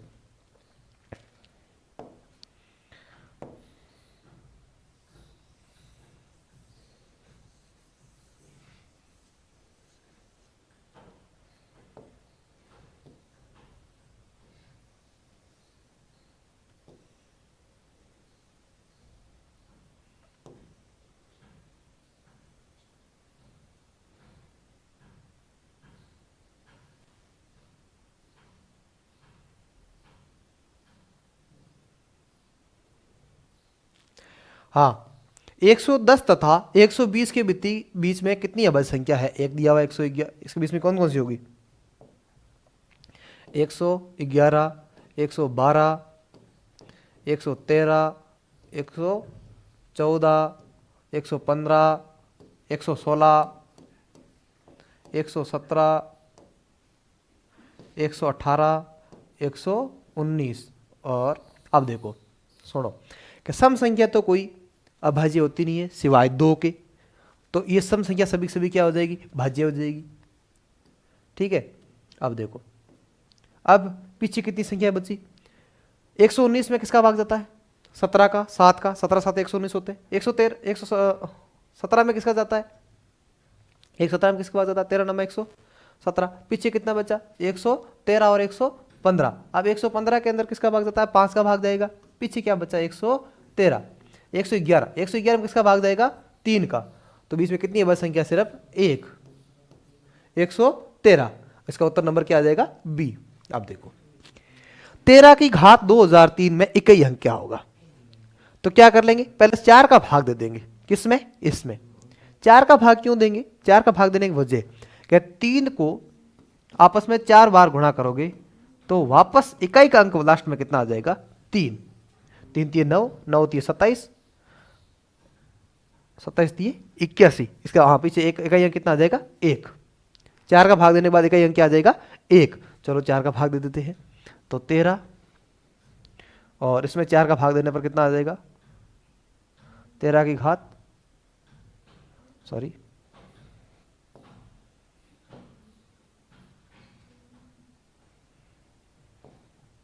13 घात किसमें बदल दो, 13 घात 4 बाहर लिख दो, 500। 500 गुणा 4 2000 हो गए। पीछे कितना बचा, 13 घात 3, तो गुणा में लिख दो 13 घात 3।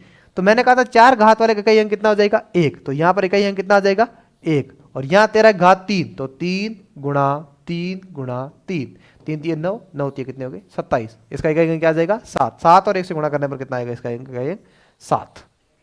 तो इकाई अंक इसका कितना हो जाएगा, 7।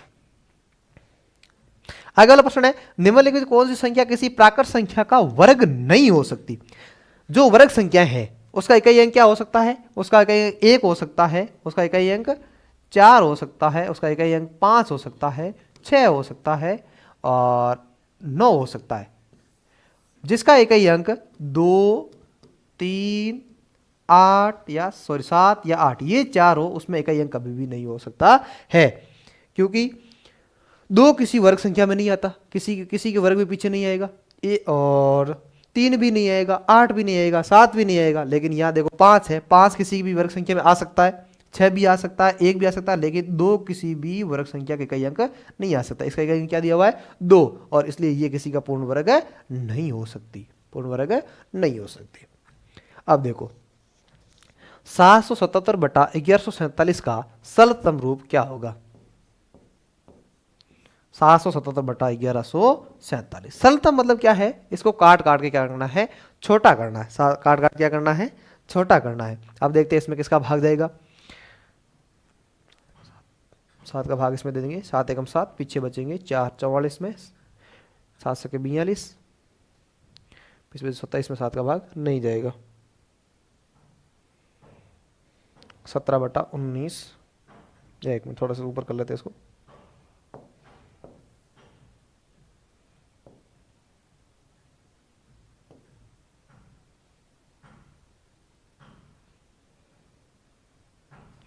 हाँ इसे में 700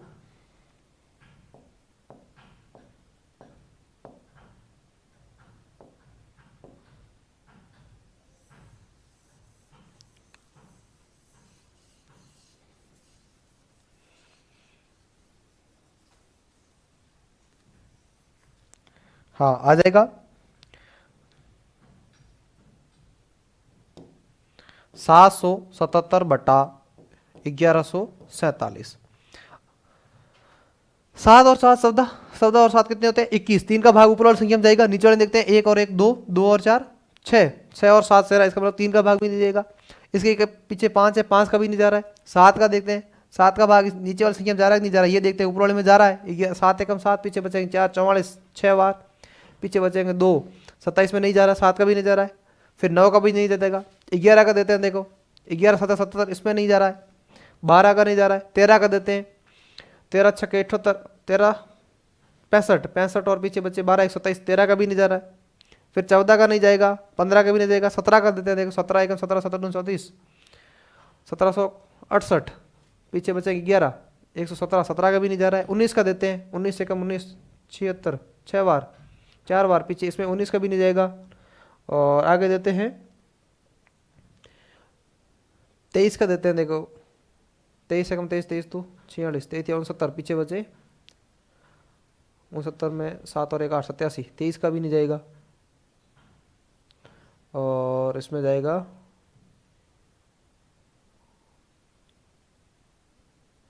किसका भाग जाएगा, इसमें अब्बल संख्या दे दी इसमें पूरी पूरी, 111 का जाएगा शायद, नहीं संख्या तो कटेगी शायद, 111 का देते हैं, इसमें 7 बार चला जाएगा। इसमें कितनी बार जाएगा, 111 का जाएगा कि नहीं जाएगा, 10 बार, पीछे बचेगा 147, 111 का भी नहीं जा रहा है। इस प्रश्न को शायद मुझे गलत लग रहा है, शायद आपके बोनस जाएगा। बाकी मैं कोई भी बड़ी अवैध संख्या, तो मैं 23 तक नहीं जा रहा है, तो उसके बाद में बड़ी अवैध संख्या देना कोई मतलब ही नहीं है। तो इस प्रश्न को आप बोनस दिलाने की कोशिश करूंगा, बाकी इस प्रश्न को मैं देख लूंगा। ये क्वेश्चन गलत है, मुझे ऐसा लग रहा है। चलो आगे वाले क्वेश्चन पर ध्यान देते हैं। मिस्टेक हो गई होगी टाइपिंग में, इसलिए आगे वाला प्रश्न देखते हैं। हाँ, 12 के दो गुणजों का लघुत्तम समापवर्तक 1056 है। अब 12 के गुणज, इसका मतलब एचसीएफ क्या हो गया 12, लघुत्तम समापवर्तक एलसीएम कितना हो गया 1056, एक संख्या कितनी दे दी 132। अब देखो एक फॉर्मूला होता है, क्या होता है, पहली संख्या गुणा दूसरी संख्या, पहली संख्या गुणा दूसरी संख्या बराबर क्या होता है, एलसीएम गुणा एचसीएफ। पहली संख्या गुणा दूसरी संख्या और बराबर क्या होता है, बराबर होता है एलसीएम गुणा एचसीएफ। अब देखो पहली संख्या, हम एक संख्या कितनी दे दी 132, तो पहली संख्या हमारे पास कितनी होगी 32। दूसरी संख्या हमको पता नहीं है, क्या मान लेते हैं x, या सीधा लिख दे दूसरी संख्या, तो भी कोई फर्क नहीं पड़ता। एलसीएम कितना दिया हुआ है 1056, एचसीएफ कितना दिया हुआ है 12। अब देखो हमको सिर्फ एक संख्या ज्ञात करनी है, 132 इधर गुणे में, इधर आने पर इसमें हो जाएगा भाग में, तो आ जाएगा x बराबर 1056 गुणा 12/132, 1056 गुणा 12/132 काट देते हैं, 12 का भाग दे देते हैं इसमें, 13 में गया एक बार, पीछे बचा 11 बार गया, आ जाएगा 1056/11। 11 का भाग 105 में, 9 बार 11 में 99, पीछे बचे 66 में गया 6 बार, उत्तर कितना आ जाएगा 96। इसका आंसर कितना आ जाएगा 96, सी ऑप्शन। कैसे करना है, एक फॉर्मूला होता है, पहली संख्या गुणा दूसरी संख्या बराबर एलसीएम गुणा एचसीएफ। अब पहली संख्या कितनी 132, दूसरी संख्या कितनी x बराबर एलसीएम 1056, एचसीएफ कितना दिया हुआ है 12।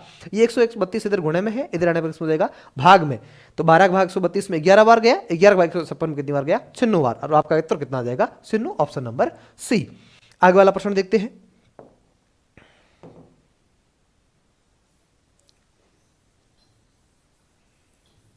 बहुत सिंपल सिंपल प्रश्न दिए हैं।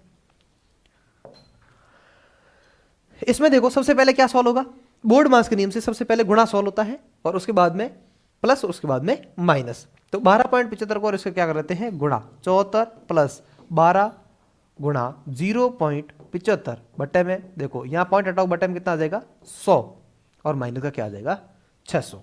अब देखो 4 का भाग 12 में कितनी बार गया 3 बार, 25 100 में कितनी बार गया 4 का भाग 25 बार, 25 का भाग 75 में कितनी बार गया 3 बार, आ जाएगा 74 प्लस 3 दिए कितने हो जाएंगे 9 माइनस 6, 74 में से 9 के 74 और 9 कितने हो गए, 74 और 9 हो जाएंगे 83, और माइनस 6, 83 में 6 के पीछे कितने बचेंगे 67, कितने बचेंगे 77, उत्तर कितना आ जाएगा आपके डी। देखो ऐसे प्रश्न हम सबसे पहले क्रम से चलते, सबसे पहले अगर ब्रैकेट होता तो ब्रैकेट सॉल्व करता, उसके बाद में ऑफ होता तो वो होता, उसके बाद में भाग, भाग के बाद में गुणा, गुणा के बाद में प्लस, प्लस के बाद में बाकी। सबसे पहले इसको गुणा करेंगे, आप सीधा भी गुणा कर सकते हो, 0.75 को 12 से, 0.75 को 12 से गुणा करने पर कितना आ जाएगा ये, फिर भी आपके कितना 9 आता, और इस 9 को इसमें जोड़ दो 74 में, 74 को 9 में जोड़ोगे तो कितना आएगा हमारे पास 83, और 83 में 6 घटाओगे तो पीछे कितना बचेगा 77, और उत्तर अपना क्या आ जाएगा डी 77। आई बात समझ में। आगे वाला प्रश्न देखते हैं।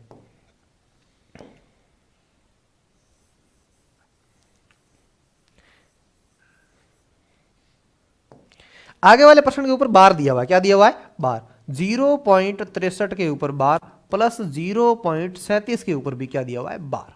बार हटाने का एक सीधा सा तरीका है, कुछ भी नहीं करना है। कितनी संख्या पर बार है? 2 संख्याओं पर बार है। चलो 63, सीधा सीधा ऊपर क्या लिख दिया? 63। कितनी संख्या पर बार है? 2 पर, तो नीचे कितने 9 लिख दोगे? 2 9। और एक संख्या पर बार होता तो कितना लिखते? 1 9। आगे भी क्या लिखा हुआ है? 37 बट्टा क्या लिख दूंगा मैं? 99, क्योंकि ऊपर 3 और 7 दोनों पर बार है, तो बट्टे में क्या आ जाएगा? 99। 3 पर बार होता तो कितना आ जाएगा? 9। 7 पर 1 पर होता तो कितना आ जाएगा? 9, लेकिन 2 पर है इसलिए क्या आ जाएगा? 99। अब 99 और 99 का लसागु कितना आएगा? 99। अब देखो 63 और 37 कितने हो गए? 63 37 हो गए 100। कितना आ जाएगा? 100 बटा 99। आप 100 को क्या लिख सकते हो? इस 100 को मैं 1 प्लस 99 लिख सकता हूँ, 1 प्लस 99। अब देखो ये 99 इस 99 के भाग में भी है और इस 1 के भाग में भी होगा, क्योंकि हमने 100 को क्या लिख दिया? 1 प्लस 99। अब 99 और 99 क्या करेंगे? कितना आ जाएगा? 99 कट जाएगा, 1 आ जाएगा। और अब देखो यहाँ 2 संख्या छोड़ के बाहर लगाना है, बट्टे में 99 मतलब कितने संख्या छोड़ के बाहर लगाना है? 2। तो कितना लग जाएगा? 0.01 के ऊपर बार और प्लस में ये 1 कर देंगे, तो कितना आ जाएगा? 1.01 के ऊपर बार। ये आपका उत्तर आ जाएगा। इसका उत्तर क्या हो जाएगा? 1.0 के ऊपर बार। कैसे करेंगे? 63 के ऊपर से बार हटाया, बटन 99 आ गया। 37 के ऊपर से बार हटाया, बटन कितना आ गया? 99। अब 99 एलसीएम ले लिया और इनको ऊपर से क्या कर दिया? जोड़ दिया। जोड़ने पर कितना आया? 100। लेकिन हमारे बट्टे में कितना है? 99। तो 99 के रूप में कैसे लिखेंगे? 1 प्लस 99। तो 1 के बट्टे में 99 और 99 के बट्टे में भी क्या लिख देंगे? 99। 99 का भाग 99 कितनी बार गया? 1 बार। ये मैंने 1 लिख दिया। यहाँ क्या लिखा हुआ है? 1 बटा 99। अब 1 बटा 99 है तो हाँ, नेक्स्ट क्वेश्चन 89 की संख्या के 3/4 का 2/5 यदि 174 है तो वह संख्या कितनी होगी? देखो हमारे पास संख्या नहीं है तो हम संख्या क्या मान लेते हैं? x। x का 3/4, 3/4 मतलब 3/4 का की जगह गुणा 2/5 और बराबर हमारा उत्तर कितना आ रहा है? 174। देखो हमारे पास संख्या नहीं है, हमने संख्या मान ली। संख्या क्या मान ली? x। x का 3/4 मतलब 3/4, फिर 2/5 और बराबर कितना दिया? 174। 2 का भाग 4 में कितनी बार गया? 2 बार। इधर आ जाएगा x गुणा 3/5 दोनों कितने हो जाएंगे? 10 बराबर कितना दिया हुआ? 174। अब ऊपर वाली संख्या हमेशा इसके भाग में आएगी और नीचे वाली संख्या किसमें आएगी? गुणे के अंदर। तो क्या हो जाएगा? x बराबर 174 गुणा 10 और बट्टे में क्या आ जाएगा? 3। ये 3 इधर ऊपर था, भाग में आ जाएगा। ये 10 नीचे था, इधर गुणे में आ जाएगा। अब 3 का भाग 174 में देंगे, कितनी बार गया? 3 का भाग 17 में गया 5 बार, पीछे बचे 2, 24 में गया 8 बार और 10 से गुणा करने पर कितना आएगा? 580। तो हमारी वो संख्या कितनी थी? 580 थी। जो इसमें उत्तर नहीं है, इसलिए उत्तर क्या आएगा इसका? इनमें से कोई नहीं। ठीक है, अब आगे वाला सवाल।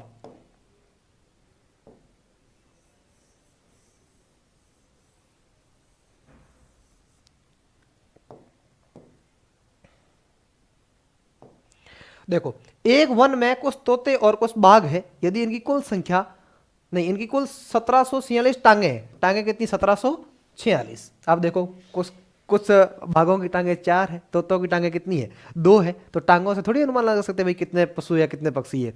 अब सिर कितने हैं? 858। अब देखो सिर तो किसी के 2 4 होते नहीं है, सिर तो सिर होता है, एक होता है। इसका मतलब सारे प्राणी कितने हैं? सारे प्राणी 858 है। हम तोतों की संख्या x मान लेते हैं, बाघों की संख्या क्या मान लेते हैं? y मान लेते हैं और इसे क्या कर देते हैं? 858। अब देखो तोते और बाघ कितने? 858 है। अब है कितने कितने उसका पता नहीं है, तो क्या करेंगे?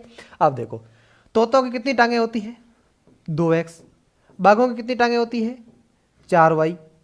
और कितनी टांगे होगी कुल हमारे पास? 1746।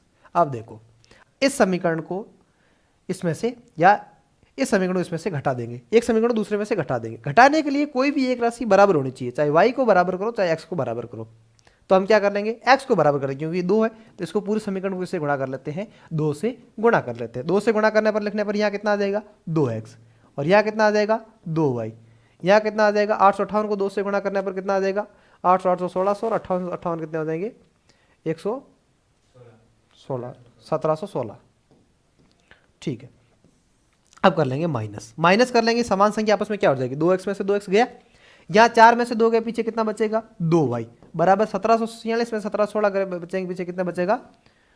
6 में से 6 0, 4 में से 1 30 बचेंगे। कितने बचेंगे? 30। अब ये 2 इधर गुणे में है, सामने आने पर किसमें हो जाएगा? भाग में।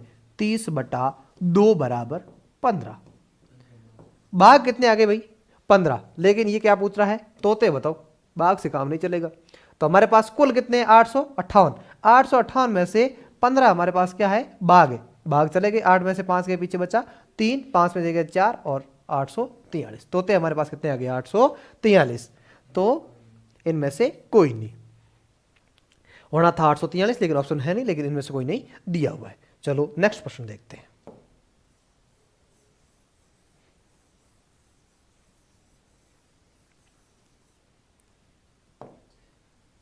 हाँ, प्रश्न दिया हुआ है अंडरूट 1694 बट्टा कुछ नहीं है, मतलब क्या लिख देते हैं, x प्लस 11 बराबर 25। चलो ये प्रश्न हमारे पास दिया हुआ है, या 14 दिया हुआ है, सॉरी, ये कितना दिया हुआ है, 14। अब देखो ये 14 इधर प्लस का है, इधर आने पर किसमें हो जाएगा, माइनस का। ये हो जाएगा अंडरूट 1694 बट्टा x बराबर 25 माइनस 11। तो प्यारे बच्चों आपको पक्षांतर करना तो आता ही होगा, 25 माइनस 14। तो इधर वाला प्लस में, इधर वाला किसमें हो जाएगा, माइनस में। तो ये क्या हो जाएगा, अंडरूट 1694 बट्टा x बराबर कितना आ जाएगा, 25 में 14 के पीछे कितना बचा, 11। अब 11 बचेगा, कभी से 11 11 आ रहा है। अब देखो दोनों तरफ क्या कर लेंगे, वर्ग। वर्ग करने का कारण क्या है, इसके ऊपर से ये 17 हटाने के लिए हमको सामने वाली संख्या का वर्ग करना पड़ेगा। तो दोनों तरफ वर्ग करेंगे, इधर वर्ग करने पर ये 17 हट जाएगी, अंडरूट हट जाएगा, वर्गमूल हट जाएगा। तो यहाँ आ जाएगा 1694 बट्टा x बराबर 121। लेकिन हमको मान किसका चाहिए, x का, बट्टे वाला x का नहीं चाहिए। तो x को कहाँ लाना पड़ेगा, इधर लाना पड़ेगा। x इधर आएगा तो 121 कहाँ आ जाएगा, इसके नीचे। x 121 की जगह आ जाएगा, 121 किसकी जगह आ जाएगा, x की। तो आ जाएगा 1694 बट्टा 121 बराबर x। इसका भाग देते थे, इसमें 11 से काट देते, इसमें गया 11 बार, 16 में गया 1 बार, पीछे बचा 5, 59 में गया 5 बार, पीछे बचा 4, 154। और बट्टे में कितना आ जाएगा, 11। 11 का भाग 154 में कितनी बार गया, 15 में गया 1 बार, पीछे बचा 4, 44 में गया 4 बार, कितना आ जाएगा, 14। उत्तर कितना आ जाएगा, 14। तो इसका आंसर हो गया C 14। आगे वाला प्रश्न देखते हैं।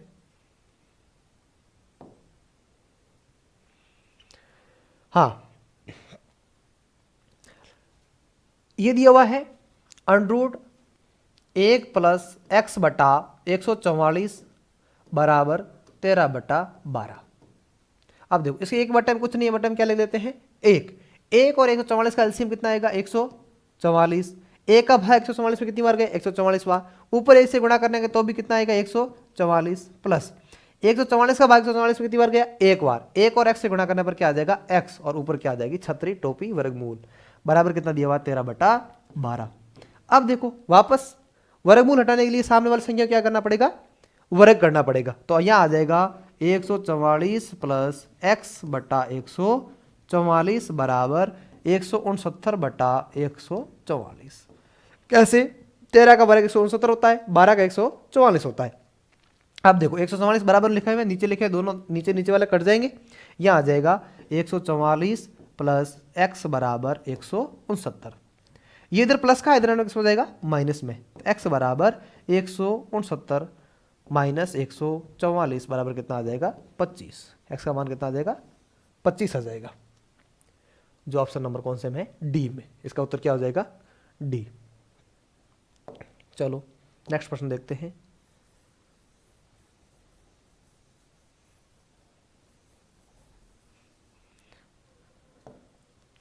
यदि 7 क्रमागत संख्याओं का औसत 33 है तो इनमें से सबसे बड़ी संख्या कौन सी है। क्रमागत मतलब एक के बाद एक, एक के बाद एक, एक के बाद एक, जैसे एक के बाद 2, 3, 4, ये क्रमागत होती है। तो पहली संख्या हम क्या मान लेते हैं, x प्लस, दूसरी क्या आ जाएगी, x प्लस 1, फिर x प्लस 2, फिर क्या आ जाएगी, x प्लस 3, फिर x प्लस 4, फिर x प्लस 5 और फिर x प्लस 6। कितनी संख्या हो गई, 7 संख्या हो गई। 1, 2, 3, 4 और x प्लस ये 1, ये 2, ये x प्लस 2 और यह होनी चाहिए x प्लस 3, है ना। 1 मिनट, सॉरी, दोबारा लिख देते हैं। पहली संख्या क्या है, x, पहली संख्या क्या है x, दूसरी हो जाएगी x प्लस 1, दूसरी हो जाएगी x प्लस 2, अगली हो जाएगी x प्लस 3, उससे अगली हो जाएगी x प्लस 4, उससे अगली हो जाएगी x प्लस 5, फिर x प्लस 6। अब ये संख्या हो गई 7। बट्टे में राशियों का योग बटा राशियों की संख्या कितनी हो जाएगी? बट्टे में क्या लिख देता हूँ 7, और इधर औसत कितना दिया हुआ है 33। अब जोड़ दो, ये 7 इधर भाग में, इधर आने पर किसमें हो जाएगा? गुणे में आ जाएगा। 33 गुणा 7 बराबर x कितने हैं? 1 2 3 4 5 6 और 7। x कितने हैं? 7x। प्लस में संख्याएं जोड़ लो, 1 1 और 2 3, 3 और 3 6, 6 और 4 10, 10 और 5 15, 15 और 6 कितने हो गए? 21। कैसे? x को हमने अलग जोड़ दिया, संख्या को हमने अलग जोड़ दिया, और औसत ज्ञात करने का सूत्र होता है राशियों का योग बटा राशियों की संख्या। क्रमागत है तो पहले 1 जोड़ा, फिर 2, फिर 3, फिर प्लस 4, फिर 5 और फिर 6, और हमारे पास 7 संख्याएं आ जाएगी। तो x को जोड़ा तो कितने x आए? 7x। संख्या को जोड़ा तो कितना आया? 21। ये 7 इधर भाग में, इधर आने पर किसमें हो जाएगा? गुणे में। कितना आ जाएगा? 7 3 21, हासिल गई 2, 21 और 2 कितने हो गई? 23। माइनस ये 21 इधर प्लस का, इधर किसमें हो जाएगा? माइनस का, बराबर कितना हो जाएगा? 7x। 231 में से 21 के पीछे कितने बचे? 210 बराबर 7x। ये 7 इधर गुणे में, इधर आने पर किसमें हो जाएगा? भाग में। 210 बटा 7 बराबर कितना आ जाएगा? 30। तो हमारी सबसे छोटी संख्या थी वो क्या आ गई? 30। लेकिन ये क्या पूछ रहा? सबसे बड़ी संख्या। तो बड़ी संख्या क्या है हमारे पास? लास्ट संख्या है x प्लस 6, x प्लस 6। तो कितनी आ जाएगा? x प्लस 6 मतलब बड़ी संख्या आ जाएगी 36। कितनी आ जाएगी? 36। Option number D. आई बात समझ में? औसत ज्ञात करना सूत्र राशियों का योग बटा राशियों की संख्या बराबर हमने औसत लिख दिया है। ये 7 भाग में था, गुणे में आ गया। अब x को जोड़ेंगे तो 7x है, संख्या को जोड़ेंगे तो 21 है। 21 इधर प्लस का, इधर आने पर माइनस में हो जाएगा। यहाँ 210 आ गई, या 7x है, ये 7 बट्टे में आ जाएगा, 30 आ जाएगा। छोटी संख्या 30 है, बड़ी संख्या 36 है। बस इसका उत्तर क्या हो जाएगा? 36। नेक्स्ट प्रश्न देखते हैं।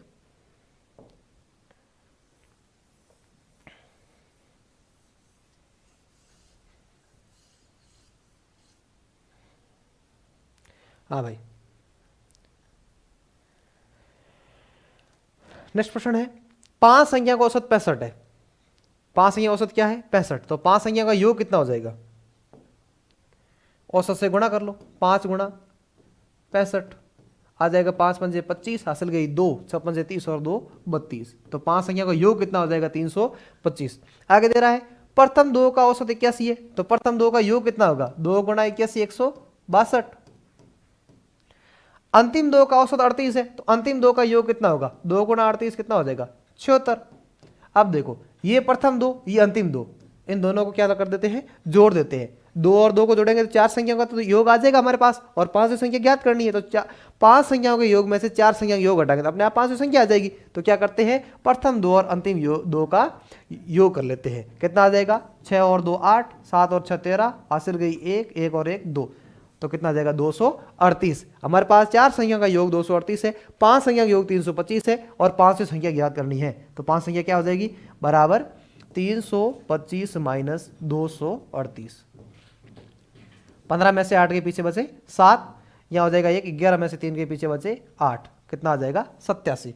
तो संख्या आ जाएगी 87। ठीक है। आगे वाला प्रश्न है 2 संख्याओं का योग 15 है। 2 संख्या का योग कितना है? 15 है। और वर्गों का योग कितना दिया हुआ है? वर्गों का योग दिया हुआ है 113। एक चीज आपको मैं आज बता देता हूं, किसी भी संख्या के वर्गों का योग या वर्गों के योग का अंतर, जैसे 5 का स्क्वायर कितना होता है? 25। 4 का स्क्वायर कितना होता है? 16। 25 में से आप 16 घटाओ, पीछे कितने बचेंगे? 9। तो आप इधर 5 और 4 को जोड़ो तो भी कितना आएगा? 9। इसका मतलब वर्गों का अंतर हमेशा पूर्णांकों के योग के बराबर होता है। चाहे इधर संख्याओं को जोड़ो, चाहे उस संख्याओं के वर्गों में से अंतर ज्ञात करो, बराबर आएगा। जैसे 5 का स्क्वायर 25 और 4 का स्क्वायर 16, 25 और 16 का अंतर कितना आया? 9। तो 4 और 5 का योग भी कितना होगा? 9। तो अंकों का योग और उसके अंकों के वर्गों के योग का अंतर भी आपस में क्या हो जाएगा? बराबर आ जाएगा। तो चलो इस प्रश्न में ये काम आएगा। अभी कैसे काम आएगा मैं आपको बता देता हूं। दिया हुआ क्या है? दिया हुआ है कि दो संख्याओं के योग, तो 2 संख्या माना क्या है? x प्लस वाई बराबर कितना दिया हुआ है? 15। x प्लस वाई बराबर कितना दिया हुआ है? 15। उसके बाद बोला प्रथम इनके वर्गों का योग। वर्ग क्या होता है? x का वर्ग x स्क्वायर, y का वर्ग क्या होगा? y स्क्वायर बराबर कितना होता है? 113। अब मैंने क्या कहा था? मैं क्या वर्गों का अंतर भी वर्गों का अंतर भी किसके बराबर होता है? इन योग के बराबर होता है। वर्गों का अंतर किसके? पूर्णांकों के योग के बराबर होता है। तो कितना आ जाएगा? 15। अब ऊपर वाले समीकरण में से नीचे वाला क्या कर देंगे? घटा देंगे। एक्स स्क्वायर और एक्स स्क्वायर कितने हो जाएंगे? 2x square. और वाई स्क्वायर से वाई स्क्वायर क्या हो जाएगा? कट जाएगा। 113 में से 15 के पीछे कितने बचे? सॉरी 113 और ये 15 कितने हो गए? 128। यहाँ x और x जुड़ गया, 2x स्क्वायर आ गया। यहाँ 113 और 15 जुड़ गया, 128 आ गया। और एक प्लस का और एक माइनस का आपस में क्या हो जाएगा? कट जाएगा। अब एक्स स्क्वायर बराबर कितना आ जाएगा? 128 बट्टे में 2 बराबर कितना हो जाएगा? 64। कितना आ जाएगा? 64। एक्स स्क्वायर बराबर 64 है, तो इसका x का मान ज्ञात करना है तो एक्स स्क्वायर क्या करना पड़ेगा? वर्गमूल ज्ञात करना पड़ेगा। एक्स स्क्वायर से x ले आए तो 64 का वर्गमूल कितना आ जाएगा? 8। तो x का मान कितना आ गया? 8। एक संख्या क्या आ गई? 8। दोनों का योग कितना है? 15। 15 योग कैसे होगा? एक 8 होगा, दूसरी अपने आप कितनी हो जाएगी? 7। तो y का मान कितना आ जाएगा? 7 आ जाएगा। 7 और 8 कितने हो रहे? 15 हो रहे कि नहीं हो रहे? दोनों पूर्णांक आ गए, एक 8 आ गया, एक 7 आ गया, दोनों का योग 15 हो रहा है। अब देखो पूछा क्या है? इन दोनों संख्याओं का गुणनफल, और 8 और 7 का गुणा करने पर कितना आएगा? 56 आएगा। कितना आएगा? कहाँ गया? ये पड़ा। कितना आ जाएगा इसका? 56। उत्तर नंबर सी। चलो नेक्स्ट प्रश्न।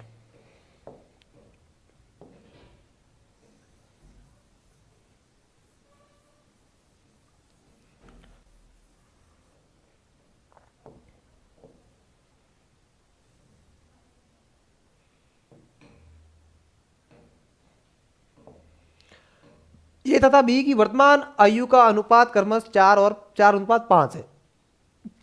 4:5 मैंने कहा था अनुपात का मतलब क्या होता है? बट्टा। तो 4 बटा क्या लिख देते हैं? 5। आयु पता नहीं है तो साथ में क्या लिख देंगे? x। ये हो जाएगा 4x और ये हो जाएगा 5x। ये तो इसकी वर्तमान आयु है। उसके बाद बता रहा है 5 वर्ष बाद, तो दोनों में क्या जोड़ दो भाई? 5। इसमें भी 5 और इसमें भी 5। 5 वर्ष बाद अनुपात कितना हो जाएगा? 5/6। देखो वर्तमान कितनी है? 4/5। आयु पता नहीं है, क्या लिख दिया? 4x और 5x। वर्तमान आयु 4x ऊपर वाले की, नीचे वाले की 5x। 5 वर्ष बाद दोनों की, तो दोनों में क्या कर दिया? 5 5 जोड़ दिया, कितना आ जाएगा? 5/6। अब भिन्न के बराबर भिन्न है तो क्या हो जाएगा? वज्र गुणा। 6 को 4 से गुणा करो कितना आ जाएगा? 24x। 6 को 5 से गुणा करो कितना आ जाएगा? 30। इधर 5 को 5 से गुणा करो कितना आ जाएगा? 25x। और प्लस में क्या आ जाएगा? 25। चर पद को अलग कर दो, अचर पद को अलग कर दो, मतलब एबीसी डाला 1 पाए, दूसरी गणित डाला 1 पाए। अब देखो ये 24 छोटा है, इधर आ जाएगा। 25 छोटा है, इधर आ जाएगा। आ जाएगा 30 माइनस 25 बराबर क्या आ जाएगा? 25x minus 24x। 30 में से 25 के पीछे बचा 5 और 25 में से 24 के पीछे बचा 1x। x का मान कितना आ गया?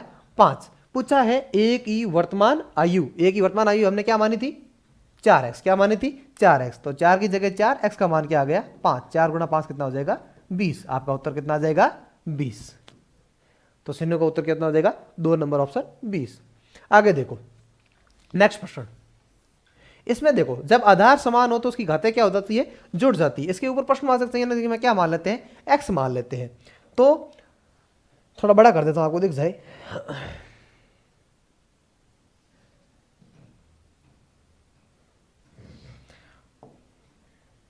अब देखो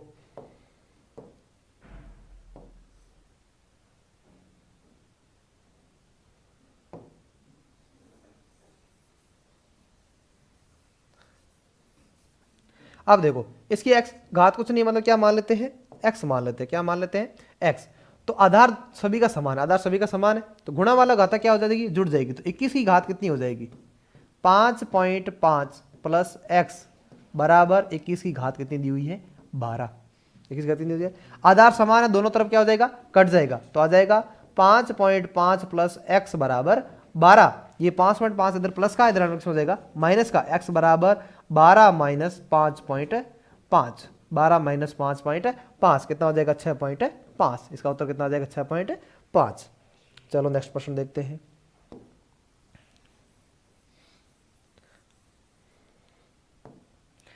यदि नीता का वेतन पायल के वेतन से 25% अधिक हो तो पायल का वेतन नीता के वेतन से कितने % कम है? देखो एक का वेतन कम है, एक का वेतन क्या है? ज्यादा। नीता का वेतन पायल के वेतन से 25% अधिक है।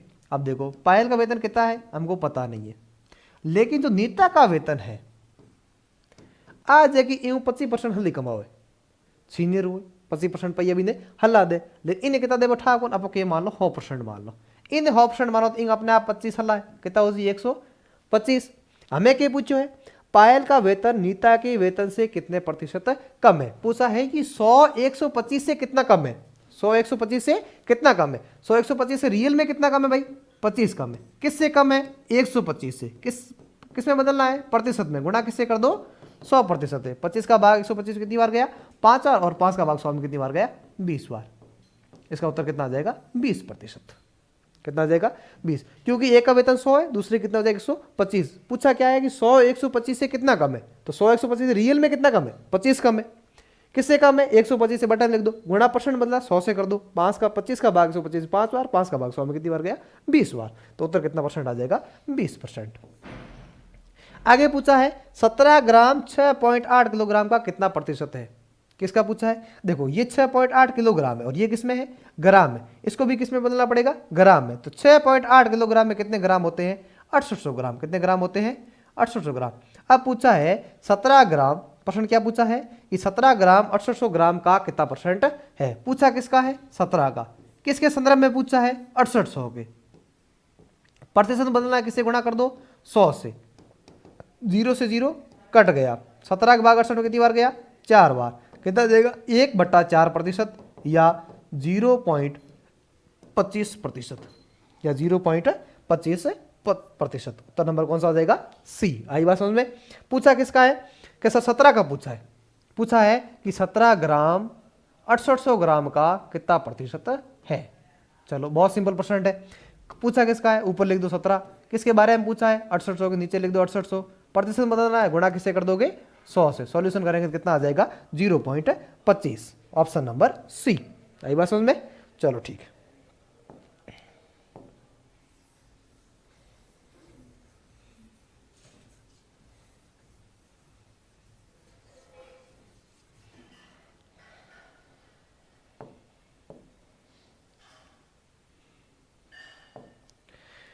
हाँ, प्रश्न दिया हुआ है कि 69.60 रुपए में बेचने पर कितने परसेंट हानि होती है, 25% हानि होती है। 25% हानि मतलब बेचा कितने परसेंट में, 75% में। और कितना आ जाएगा, 69.60। 25% हानि बेचा, इसका मतलब 100 से 25% कम हो गया, तो कितना हो जाएगा पीछे, 75% बचा। बेचा कितने, 69.60। 1% बराबर कितना हो जाएगा, 69.60/75। और पूछा है 100% बराबर कितना हो जाएगा, तो 69.60/75 गुणा 100।